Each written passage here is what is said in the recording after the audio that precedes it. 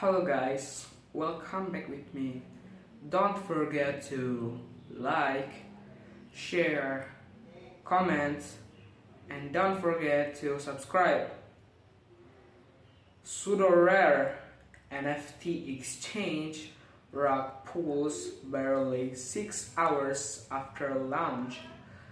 Pseudo rare, a new decentralized NFT trading platform, has pulled a phase 1 on investor and NFT traders after going offline on Tuesday, 6 hours after it launched. According to data from PackShield, the NFT exchange carted away over $800,000 worth of tokens, which have been sent to 3 different wallet addresses. One of the wallets has been traced to a user of the Kraken crypto exchange. The blockchain security company, along with other commentators, believe that the founders of project are behind the rug pull.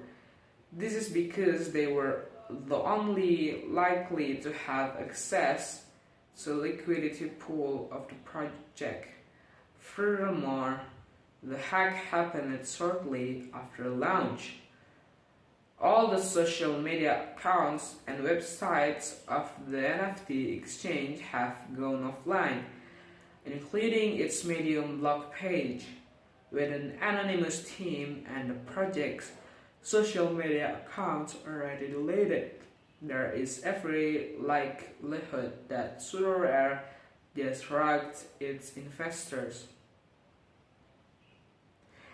The rugged tokens include Ether, Rare Lux, and USDC stablecoin. Both the Lux and USDC tokens have already been converted to Ether on Uniswap, and in total, the malicious actors were able to drain 519 ETH or $815,000. SudoRare branded itself as a fork of both SudoSwap and LuxRare, combining the best part of both NFT marketplace. While SudoSwap is a decentralized platform for NFT trading that allows the creation of liquidity pools for NFTs, LuxRare is a decentralized NFT marketplace, much like OpenSea.